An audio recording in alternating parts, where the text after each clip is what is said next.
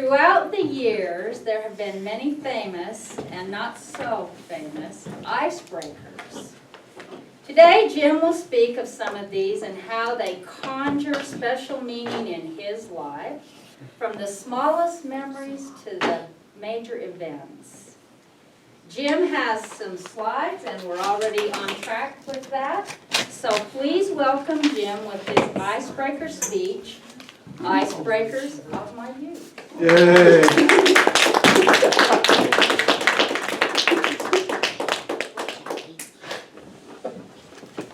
All right, so I'm a military man, which is why you have slides. All right. Have slides, whether it be an icebreaker, whether it be a regular speech.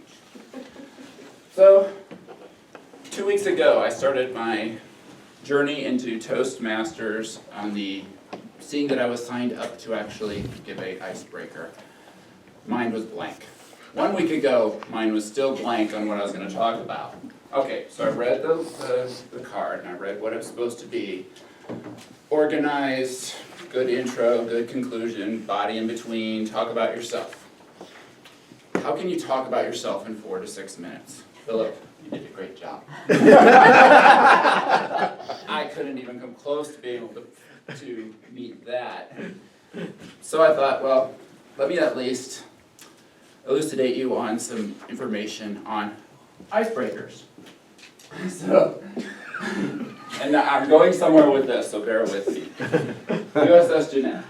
Around 1875, end of the 20th century, actually 19th century, they started exploring the Arctic Circle, and they thought, well, let's send a ship up there. We can get through, and I bet there's a way we can get through on a warm current that can get us to the North Pole on a ship. Yes, great idea. Well, not really a great idea. They spent about 2 years navigating the ice floes of the Arctic, never to come close to the North Pole, and they lost all their members. Sad. That was a unfortunate, bad, failed icebreaker. So this is not going to be the case. But it does lead me into one of my favorite hobbies as a kid growing up was I really enjoyed the Navy. I'm an Air Force guy, but I enjoyed the Navy as a kid. One of the things I really liked to do was actually build models. So I built an Axis versus Allies models. I focused a lot more on the Allies, of course, but there was my battleship Bismarck Axis, and I battled these ships together, and yeah, they sometimes destroyed each other. But that was one of the things that inspired me as a kid, especially growing up in Indiana, rural, cold, wintertime. What do you do with yourself but make models? So the models then led to branching out. Okay, I'm in the winter, I'm in Indiana, okay, I'm looking at the model, I'm tired of gluing and smelling the glue maybe getting to me. So what's around the house right now? Oh, well, everybody's got these. They're books. If you never had a set of these books growing up, you just are missing out. These are the Reader's Digest books of short stories and partial excerpts from novels. I was really inspired by, going back to my modeling and ship days, one image that was in one of these books. Another failed icebreaker. But it fascinated me in the fact that I never knew ships sank this way.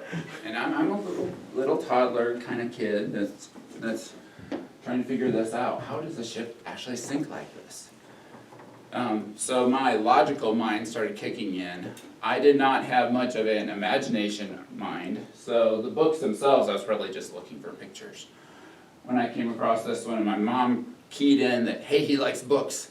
He likes this picture. Let's get him the actual book that excerpt came from. So I sat and I stared at this book, this cover, for the longest time. I never opened it up. I never read a word. But, okay, so I didn't really meet up to my mom's expectations there. Nor did my artistic ability, as I then proceeded to try and draw that image on every single notebook that I had, and on every single homework assignment at school. My teachers then thought I was a little weird and maybe sniffing a little too much of the glue on the models. So that was my inside time. Mom was like, okay, you are sniffing too much glue, let's get you outside.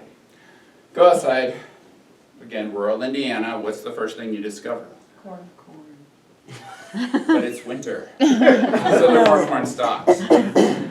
There was a lot of ice puddles, or frozen puddles in Indiana. My favorite things to break, my icebreakers. I donned my icebreakers, my moon boots, and I jumped in every one of those that I could, cracking every ice.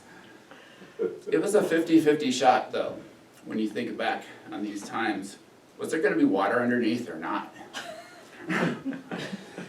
Looking at moon boots, they're not the most waterproof of boots, but this is what I had growing up. And I realized that the more water that was underneath, the more difficult it was going to be to actually stay outside longer. So my mom came up with an ingenious solution, coat my feet in bread wrappers, and that let me outside and kept me outside even longer. Now winter time was rolling into summer, and what happens this summer? Well, ice cream. There's not a whole lot of ice in the summer, but we had ice cream. Okay, I'm not talking about that kind of ice cream, the store-bought ice cream, I'm talking about the handmade ice cream. We made a lot of ice cream when I was growing up with the Amish ice makers. If you've ever used one of these before, you're talking about putting ice around the outside, you're hand cranking this thing for hours until you're actually ready. Well, the best thing to break ice on that is with the arrow. So my dad would always have the trusty arrow and breaking up ice, and we'd add more ice to make ourselves actual ice cream. So hopefully I have made you a little more competent on some of the various icebreakers that are out there, and I would like to basically close with that, and I would like to also say I think this ice is officially broken.